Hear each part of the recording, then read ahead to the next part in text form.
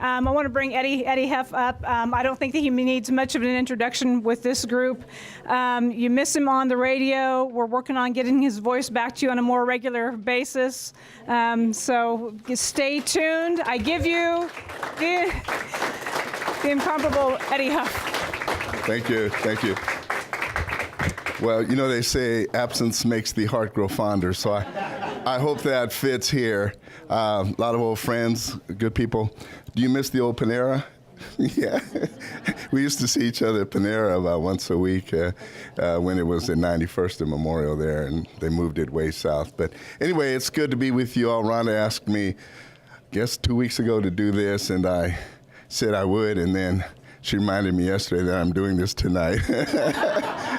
So I almost totally forgot, and then as I was leaving my office earlier today, I remembered again that I better get here. So I thought I was coming early. I had in my phone, it was 7 o'clock, so I thought I was going to be here early, and I got here, and it's actually 6:30. Anyway, it's good to see everyone, and as always, and good to see there are people still engaged in the fight. And it's interesting because I was thinking about and actually praying about what I should talk about tonight, and I had several ideas, but I decided on one, and it actually fits, and it deals with the whole thing of democratic socialism or socialism.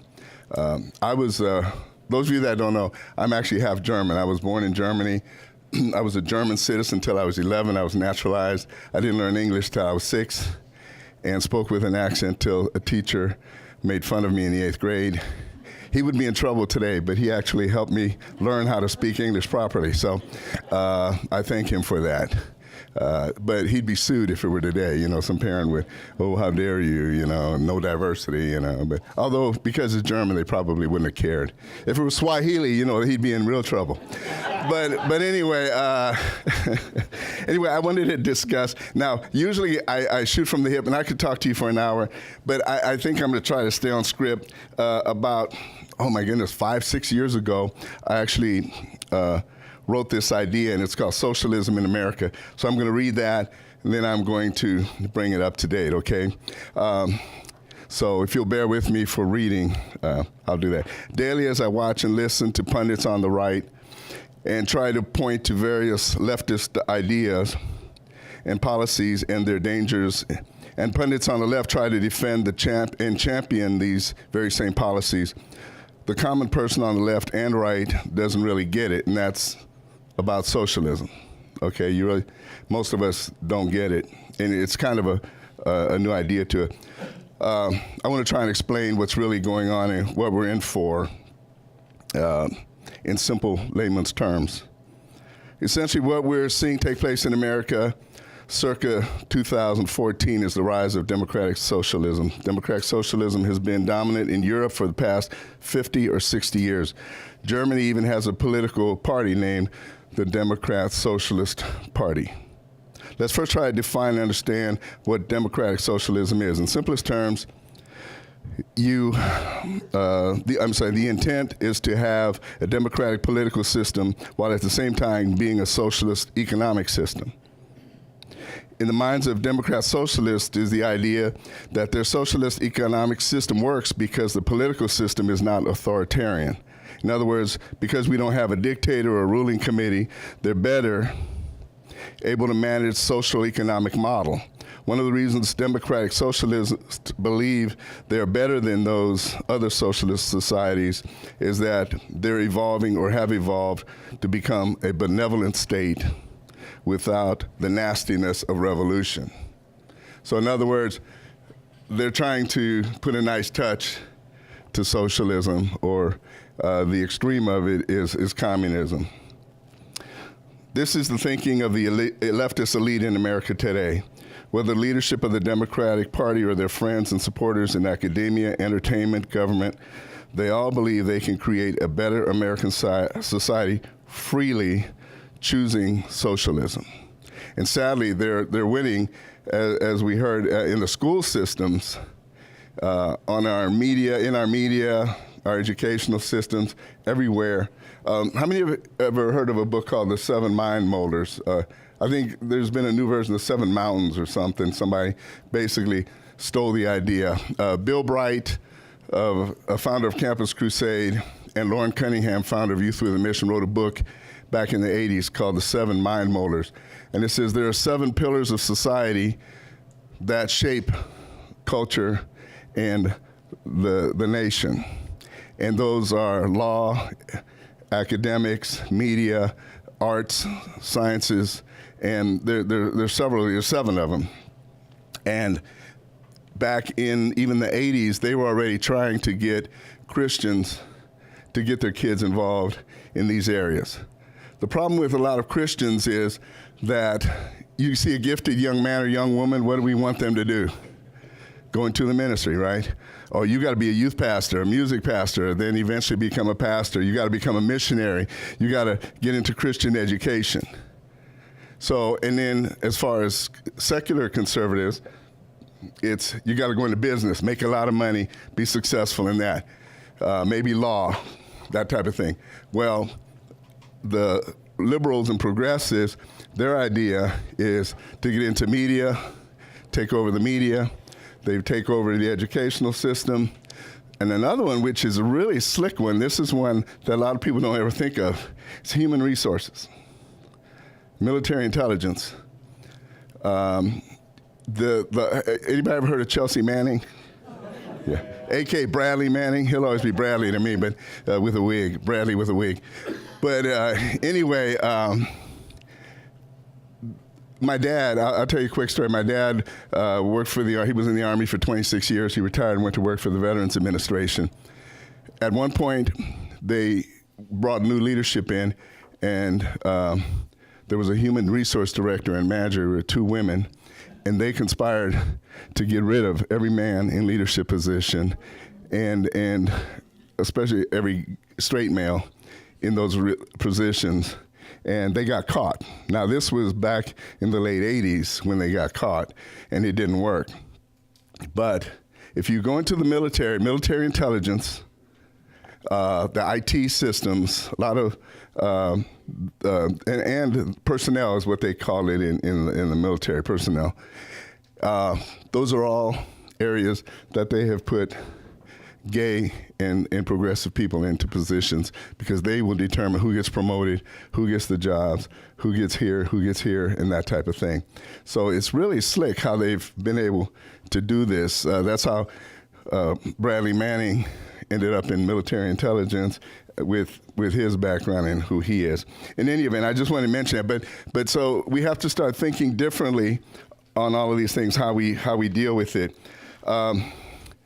Keeping in mind where we're headed, let's look at where it's establishing itself in American life. The 2 biggest and most visible areas we see democratic socialism trying to establish itself are in healthcare and education.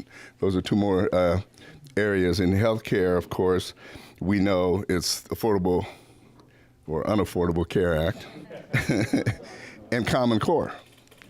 Everybody in here is all, fired up about Common Core, or we were at some point. In healthcare and Common Core education, we're seeing the push for centralized control. In other words, keep an eye on which will soon become in the spotlight area. Okay, I'm sorry, I'm trying to go too fast. Let me just serenity now. Other areas that we need to keep an eye on, which will soon be in the spotlight, are communication and energy. And so, what is that? Glenn Beck was always talking about where they're trying to regulate the internet. Net neutrality. Thank you. Yeah, net neutrality is a big area. And here's the funny thing. Here's how slick this works. Okay, they bring up a story about how Facebook is intrusive, and of course all of us are upset because a couple of conservatives get blocked on Facebook or something. So they're trying to now control Facebook.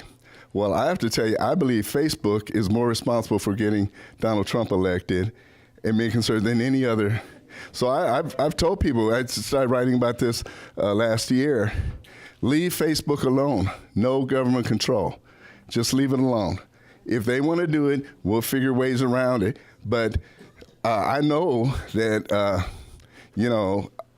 I mean, my stuff was getting all over the place. And even David Van Risingham, he and I used to argue about how many people were in attendance at the Mabee Center when Donald Trump came. That became a big deal, you know. I was just messing with him, but anyway, you know, I said, well, it was at least 25,000 and another 50 in the parking lot, you know, and he would just go nuts. But anyway, the place only holds 9,000 people, but anyway, but at the same time, it gave us a forum to argue about these things, right? And so for us to get all fired up, oh yeah, we've got to do something about Facebook, about Twitter, blah, blah. No, it's a trick. It's a trick. They want us to support them in controlling these social media outlets, which are the one thing that can really help us communicate. How many are on Facebook in here? Okay, so it looks like almost half are not. And those half probably think Facebook is evil, right? Do you think it's evil, or have you been thinking it's evil? Trust me, it's not. Facebook is what you wanted. I don't care because I don't ever put anything out on anybody to find out about on Facebook. That's how you keep from having somebody invade your privacy. You just don't put your privacy out there, right? You know, I never talk about my wife. I mean, unless I brag about my kids, I might brag about them, but I'm not going to tell you where they live or, you know, all of that kind of stuff. But I mean, it's a great vehicle. So anyway, but these are the two areas. The other one is energy, of course, that they want to regulate more and more and control the pipeline and how much you can drill, where you can drill, what you can do, the whole environment. You control energy through the environment. How many were here for that movie a couple of years ago, Spoiled? How many went to that? Do you remember that? It was a really good movie. It showed how they have totally bamboozled people into thinking that oil is bad. And the thing that spoke to me more than anything was they took a picture of Haiti from the air. Have you seen this? Anybody seen it? Yeah. And so you look at it, and I didn't know Haiti and the Dominican Republic were the same island. It's the same place. But you look at the island from above, and the Dominican Republic is over here, Haiti is here, and you can see a line where this is all lush green in forests and jungle and everything. You look here, it's just barren. And the reason it's barren is because the people have stripped everything that would burn for energy, and they no longer can grow anything because once you take away all of the foliage, the erosion kicks in and you can't grow anything. And so that's the reason that Haiti is one of those holes that Donald Trump was talking about, and Dominican Republic is not. But that was really an amazing thing to see. But that is what we would end up like if we went to an energy, neutral thing. Yeah, well, yeah, right. That name that shall not be named. Yeah. One other thing that movie pointed out was that there's an enormous number of products that we use in daily life that are made from petroleum. If you recall. Right. Yeah. Cosmetics, medicines, plastic, just all kinds rubber. Of things. Yeah. It's not just gasoline. No. Exactly right. And this rhetoric we hear now about doing away with hydrocarbons, fossil fuels, people just don't have a clue as to what they're really talking about. Right. It's not going to work. No. And that's exactly right. So anyway, many of the masses buy into this thinking because they'll be promised a free, easy ride through life. Others buy into it because they think they'll benefit from it, from the ignorance of the other ones. And they will each enrich themselves, or they will enrich themselves at the expense of the masses. A good example of that it's a little bit different, but same thing is the whole new medical marijuana bill that we have in Oklahoma. There were really two types of people that were for this. Those who want to get high and those who want to make money from those who get high. Okay, really, I mean, because everything that they really said this would do and benefit could have been handled in a totally different way. But they have pushed, and eventually, I mean, I'm just going to predict it now, you might as well get ready, it'll be legalized marijuana. The clinics, that you're seeing, they're just shams. It's like when I go to, my daughter lives in LA, and I go out there and I like to hang out at Venice Beach, Muscle Beach, walk along there. And there's these marijuana clinics all along there, you know. And I was gonna go in one and tell them I had a migraine. And just see, yeah, you can tell them anything. They have a doctor on call. Oh yeah, we can take care of that. So, but no, what I'm saying is, we try to convince ourselves that all of these things are necessary and for the good, but they're not. And really, there's a plot. There's always someone behind these things controlling. So anyway, that was from 2014. And so now we're at the rise of democratic socialism in America. And I'm going to start calling the Democrat Party the Dezies. You had the Nazis, now we have the Dezies. The Nazi, for those that don't know, stands for the National Socialist Party, okay? National is the NA, socialist is the Z, and the Nazis and the Dezies. So it's a Democratic Socialist Party. And the difference between the Nazis and the communists, they're both fascists, okay? They're both fascist governments. The difference is that the Nazis tried to convince themselves, as the Democrats are today, that they're doing it for the benevolence. They were trying to do it without the oppressive control. That's how it started, that way. Okay, it was an economic system, socialism. My mother grew up in Nazi Germany. I don't know if Klaus or Karl grew up in that same era, but her father died when she was 12, and she just thought it was the greatest thing. She used to think Hitler was amazing, a wonderful person, because as an orphan child or a widows and children without parents, the government became their parent. And so every birthday, Hitler would send these kids without a parent a present. They get a Christmas present, they get a birthday present, he would give them food, he would give them all these nice, wonderful things. And with that, more and more people gave over control to the government and to him. And then what the Nazis did, they started targeting certain groups as being the enemies of the people. And then eventually the people just totally closed their eyes and refused. Like for years, my mother would try to say, no, it wasn't like that, it wasn't like that. And finally one day she opened her eyes and she says, yeah, they were just like that, they were just like that. So she finally was able to admit it, but they've convinced themselves. But anyway, communism and Nazism are what Reverend E.V. Hill used to say, they're isms that ought to be wasms. Okay, I love that, I'll never forget that. Yeah, there are isms that ought to be wasms. And we have to fight these people. We have to fight there. And so, to me, the big problem, and is the church, okay? The church. And I'm not talking about the leftist church, the lukewarm church. I'm talking about the church, period. I don't care. Name your biggest, most evangelical church in town. They're laying down on the job, okay? I go to a church, it's a great church, great pastor, great messages. I mean, we get fed and the whole deal. But they're all concerned about building their church and getting new members. You know, it's about more members, and we got to get the kids, and we got to do, you know. And I was, and it's like God gave me this vision. We're working to remodel our living room while the house is on fire, right? Yeah, and it just was so clear.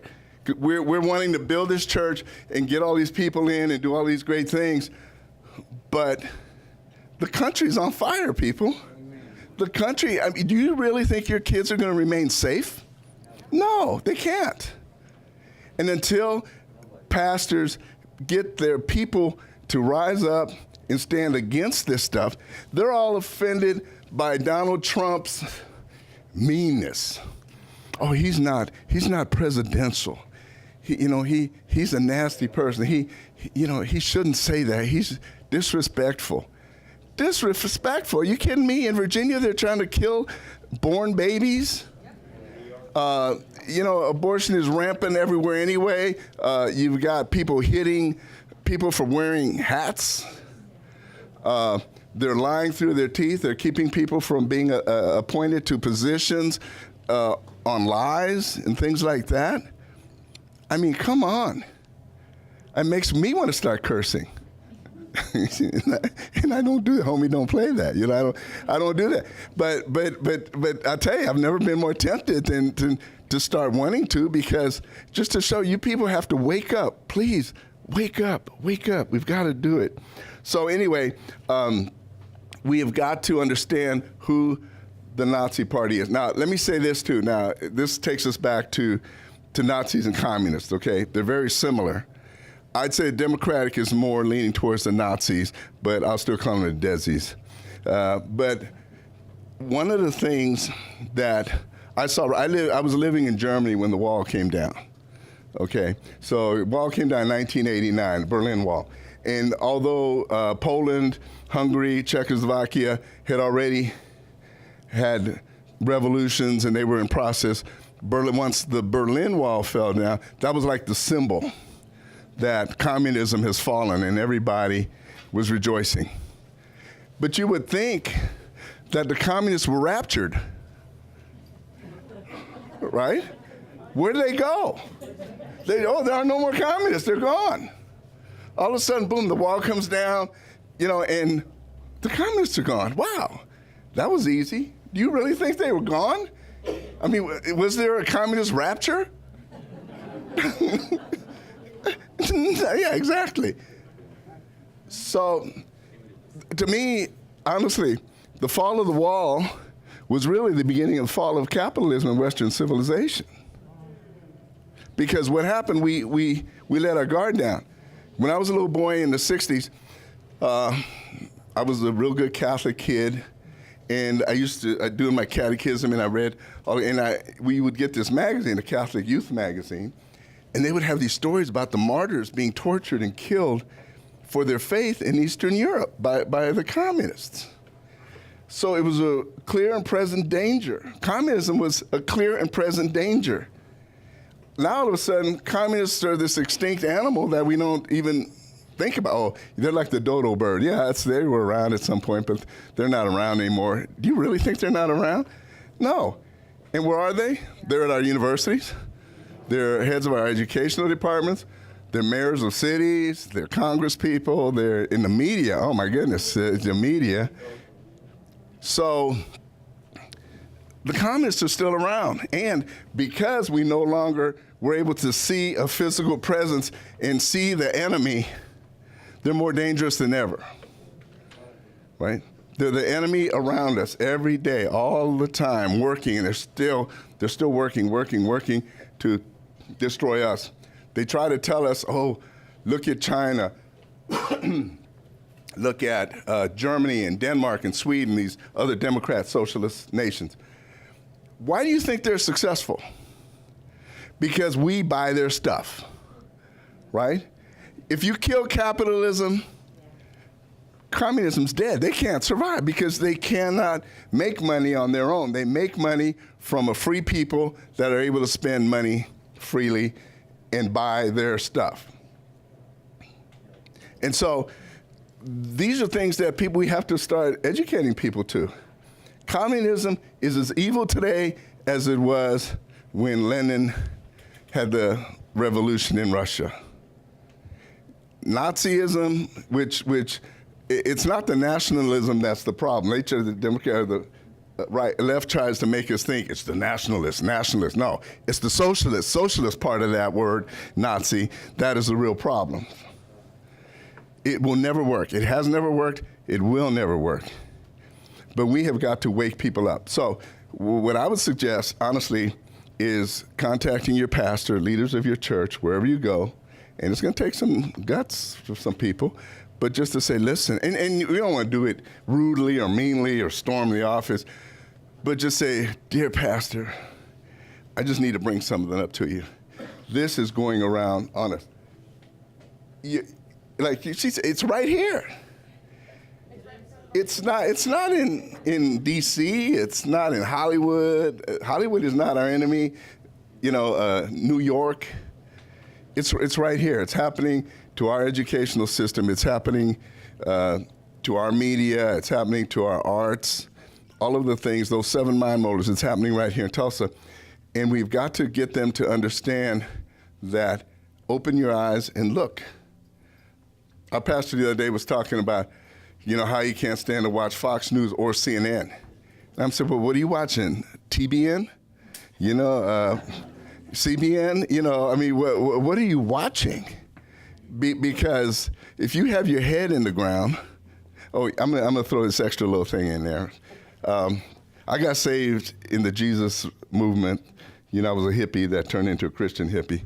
And so the Jesus revolution and movement, along with the Pentecostal charismatic revival, began, I think, around 1969 at Duquesne University. And it was Catholics. It was a Catholic university. And the Holy Spirit fell, and all these kids became charismatic or Pentecostals. And it spread throughout the Catholic Church and went to the West Coast, hit Haight-Ashbury in San Francisco, the hippie haven, and then started spreading out. And so it was a good thing. It was a revival. It was a wonderful time. Those who were around in the 70s as Christians, man, we were in it to win it. We were, and it's funny, and we were all waiting for the rapture. The real rapture, not the other one with the communists, But I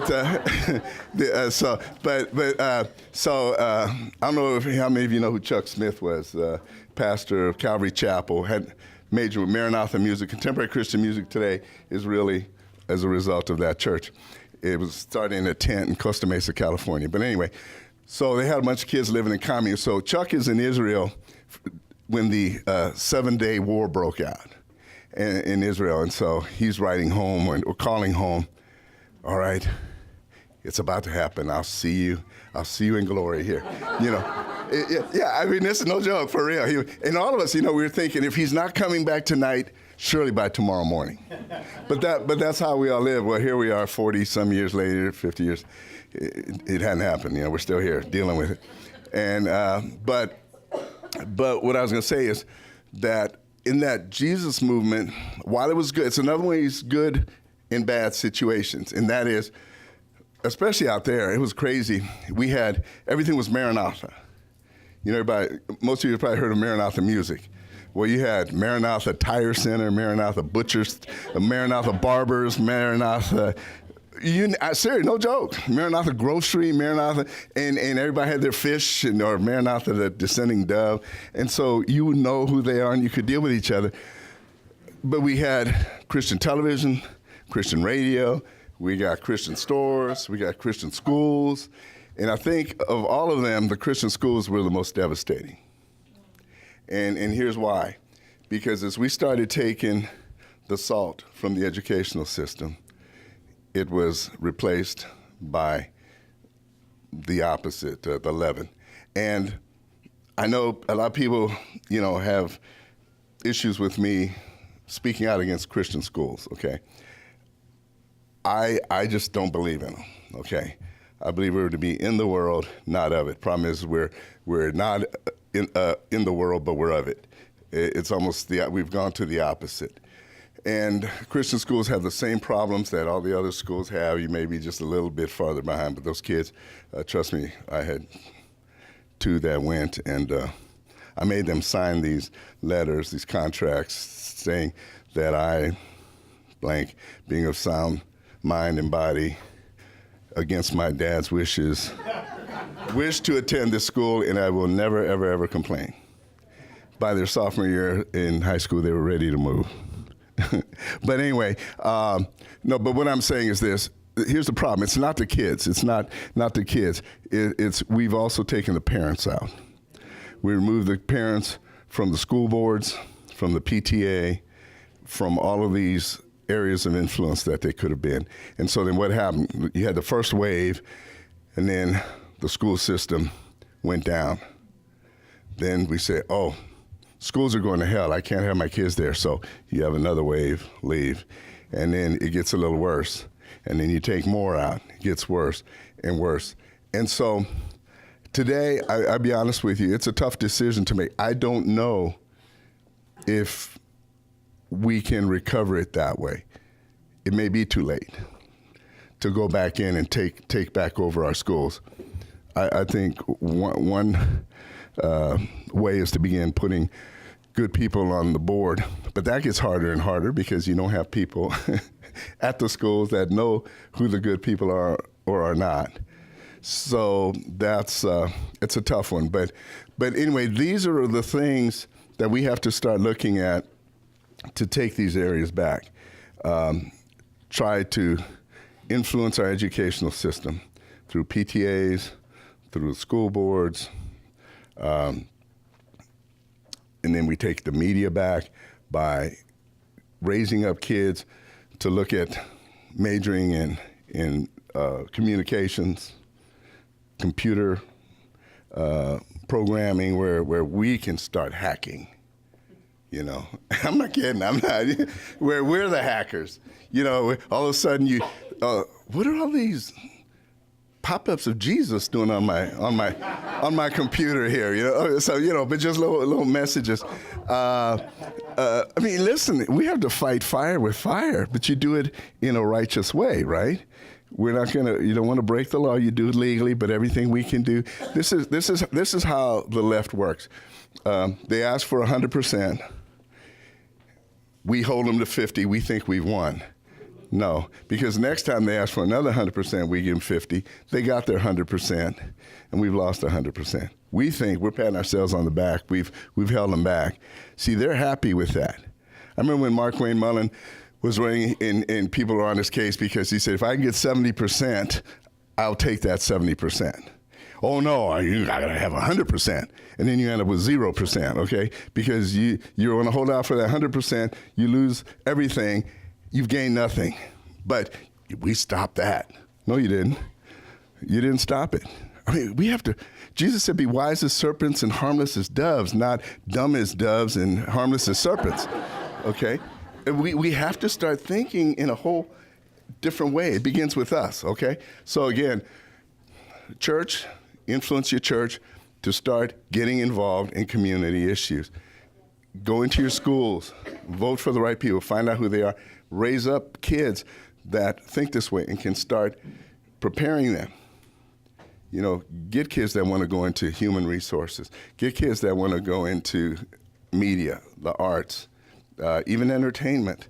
Youth with a Mission has a university in Hawaii, University of the Nations, and they have a film school there. They have a communication school.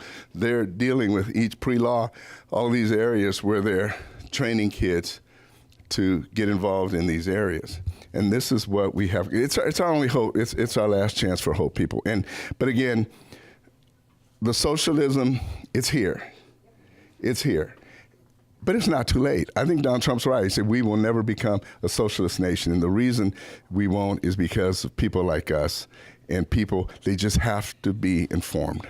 We have to let them know you are the voice.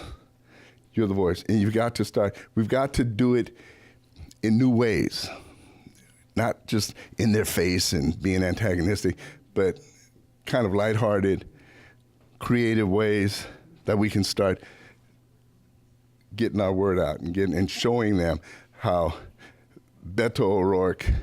In fact, I thought of changing my name to Lalo Huff. Okay. So from now on, if you see me call, hey Lalo. Lalo is a nickname for Eddie. It's the Mexican version of Eddie, or Spanish name for Eddie. Okay, Lalo. So I'm now Lalo Huff, just like Mr. O'Rourke is Beto. Robert O'Rourke is Beto. It's Roberto, which is Beto. So for those of you who didn't know, his real name is Robert O'Rourke. Now, how Latino is that? Is that the hook? No, I okay. think you take some Q&A. Okay, I'm waiting for the hook. You got to stop me, Peggy. Is it on? It's on. Okay, we have a bill in the state legislature to abolish abortion. And the Southern Baptist Convention came out against that bill. So they're all for incremental abortion. Right. Okay. It is very disturbing to me. You're talking about the modern church, and I am not a churchgoer, okay? Haven't been a churchgoer for some time. Because I'll pray for you. thank you. But the main reason is this. I'm tired of churches that don't stand for anything. Yeah, no, and there are a lot of people I mean, like that. they're totally afraid to say abortion is murder. Right. Sex out of marriage is wrong. You know, all the basic tenets. Right. They don't stand. They're afraid to stand strong on any of the basic tenets of faith. And then they wonder why people are not particularly interested in them. Yeah. I really think if some churches came out strongly, not meanly, but strongly, and said, this is right, and this is wrong, and this is right, and this is wrong, people might actually be drawn to them. And I think this is one of the main draws of the Muslim church. Yeah.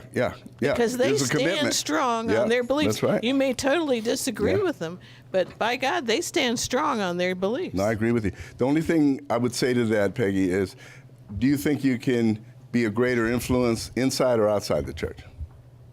In other words, if you took your same thoughts and opinions and spoke that to the leadership, get involved, and if it's not that, you're a home group, whatever, and start influencing people, you get enough people influence, they will make a change in the church. The main reason with a lot of pastors, they're afraid. They're afraid they're going to lose their congregation. We're going to lose the heavy tithers maybe or whatever, and so they won't speak up. But somebody has to. We've got to start making that change. But no, you're very right. Yes, sir. I've got a comment about the growth of socialism, but I want to say, Peggy, I feel the same way about political parties as you do about church. They don't stand for anything. Yeah. You know, they have talking points and then they just walk away from them after an election. The growth of socialism had a lot of events causing the growth of socialism in Western Europe. You had the Communist Revolution in 1918. You had the growth of Italian fascism in the 20s. You had the Great Depression of the 30s and widespread worldwide unemployment. And, you know, families collapsed, economies collapsed. Then you had the destruction of World War II with England, France, Germany, Italy smashed, millions killed. And that's when really Western European socialism exploded as far as the safety net of services, free education, healthcare, and on, but extremely high taxes. You know, $8 a gallon for a cost of gasoline in England, and most of it's tax. They funded their healthcare system with fuel taxes. So what has migrated here is maybe socialism, but real socialism was the state control of industry and expanded safety social networks. What they're talking about in the AOC and Ms. Omar and some of these other new radicals, this is radicalism. It is not socialism. Each of those socialist countries, France, Italy, Germany, England, they had big industry, privately owned, or corporations, Krupp Industries. They were not state-owned. They had state direction. They had to have employees on the board of directors, just like Mercedes has employees on the board of directors. Yeah. So what is happening, and I'm going to go find out about this AOC lady and find out who the brains behind her, because they're not in her head. Yeah. But your talk's very interesting, but the socialist growth had many milestones leading to what happened after World War II in Western Europe. I think, here's what happened after World War II. We got rid of the national part of Nazi, but they kept the socialism. Germany never left that behind. They clung to it. And right afterward, Konrad Adenauer, and then I can't remember the one who really brought it into the fore was the Democrat Socialist leader. after he was all through the 60s and into the 70s. Anyway, so they've kept their socialism. They have the Christian Democrats and the Christian. So it's weird. They have Christian Socialists, Christian Democrat parties over there, and.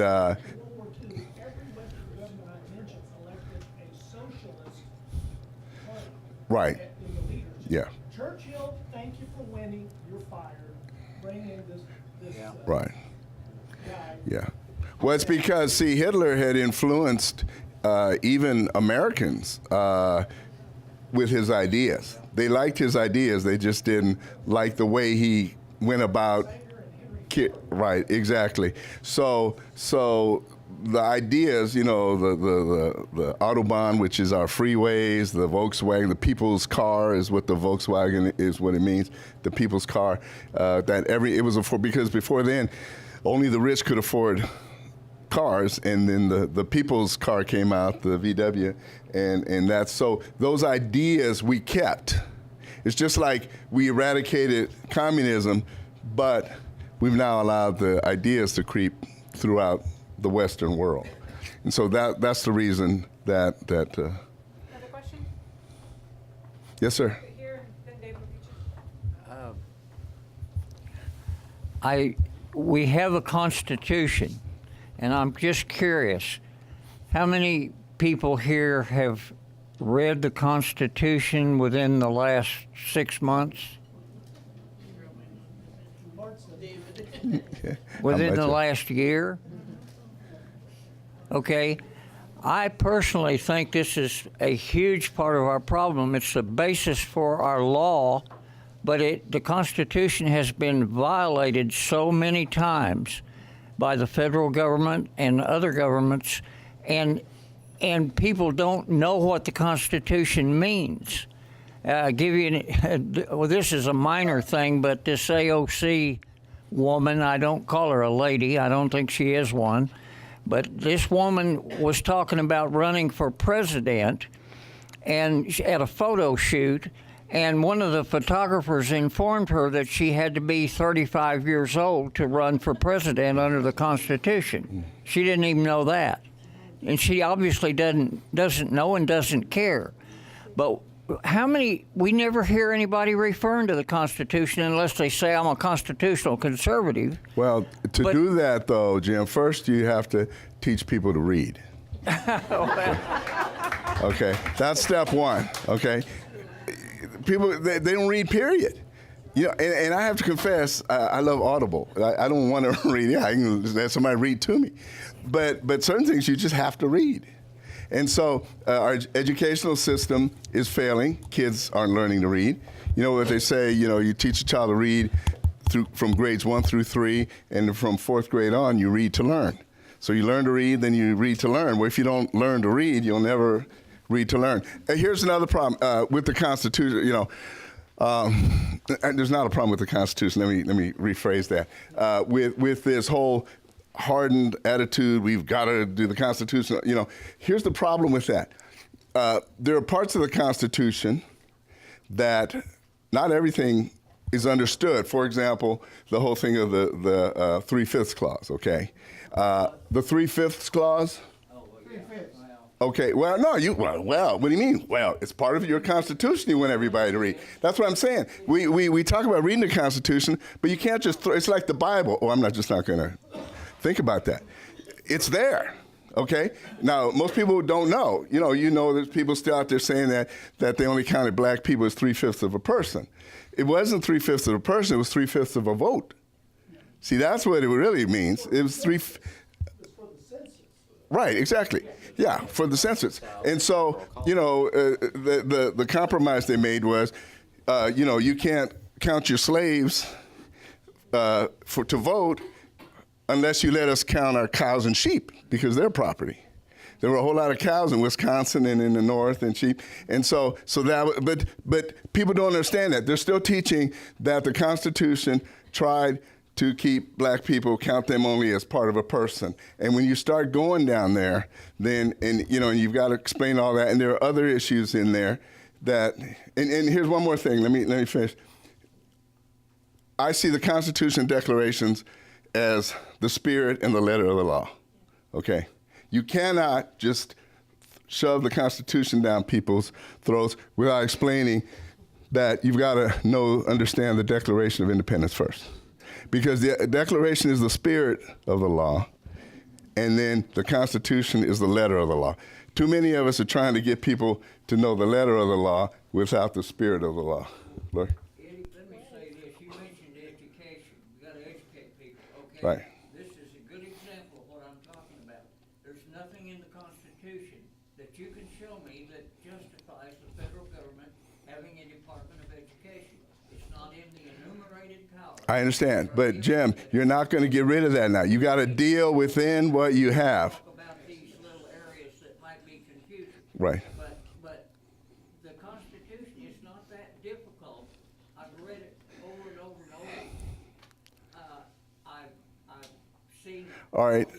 You call me tomorrow. We're going to go down to Bartlett Square, and I'm going to let you try to present that to the man on the street. What? Yeah. All right. Go ahead. I appreciate what you're saying, Jim, and I like what we're doing too, because it's more of a discourse. And then Yeah. it might even be better, because this is kind of how the founding started. You had a lot of people just, bouncing these ideas around, and a lot of them were ministers, by the way. So, and that's where we need to go back to, and I think we are. And the problem that Jim is referring to is, I think that we do need to have an objective view of the Constitution. The problem is our opponents view it as simply a roadblock to their objectives. For instance, Roe v. Wade is ruled on the 14th Amendment, right? To give slaves parity, right? Citizenship rights. Same Where with in the immigration. 14th, birthright citizenship. It's never in there. It was literally written, right? The senator that wrote the amendment said that it doesn't apply to foreign citizens or ambassadors, as a literal example. It doesn't matter because these people, they're motivated. And my thought, and the only thing that I wanted to add to the conversation really initially, was that you have this national socialism, which is Nazism. You have this international socialism, which is communism. And Nazism is just a little bit to the right of communism, but they're still left. They're still leftist ideology. They're still socialist compared to what we have in the United States today. And what it does, the further left you move, it dehumanizes you and dilutes your individual abilities. They take the national out of socialism. Well, we're all just some amorphous entity, right? We're a human unit. We're a clump of cells. You're not even a national entity, is what they do. And my idea, in summary, to fight socialism in this country is obviously don't let go of your guns, because we already have a socialist takeover. Your rights end at the point that your ability to assert your own rights end. Without the Second Amendment, we wouldn't have any other rights. And economic freedom. This whole socialism thing, the Green New Deal, it's not just about eliminating air travel and fossil fuels and vehicles and cow farts. It's about limiting your ability to earn a buck, because today an engineer in America makes 60 times what an engineer in China makes. And that kind of economic freedom and independence really gives you an ability and a platform to fight back against the globalists and the socialists in this country. So the same thing applies to speech. And that's the last thing I wanted to say. The important thing, and this back and forth, is your speech. Don't be intimidated. If you're not offending someone occasionally, if you're not getting unfriended, you're probably not doing anything to move the ball for freedom.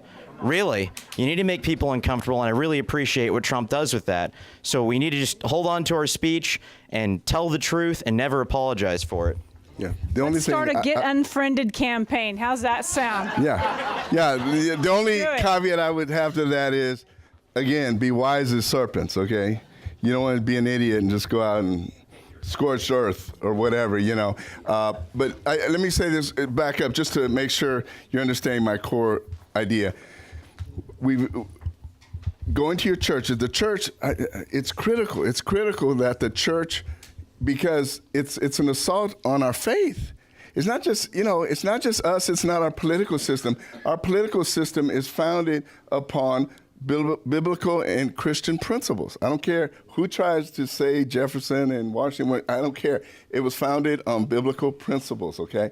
And we've got to get people back to that. And that's a lot easier to do than trying to get them to read the Constitution and understand the Constitution. most people have a Bible. They may not be living by it, but it's easier to get them back to that than to jump from here all the way to the Constitution without leaving that out. So and the church has had, still has, and will continue to have influence as long as we ask for it and we get people fired up. And then the other thing is prayer for revival, just that God will supernaturally start moving and opening people's eyes. Because it's such a battle, such a struggle right now to get people to understand, the 14th Amendment. Pastor, that's unchristian. The whole immigration thing. They want to tell you, well, the Bible says, welcome the stranger and take care of the stranger. Yeah, but it also says that stranger needs to be circumcised. That stranger needs to obey your laws.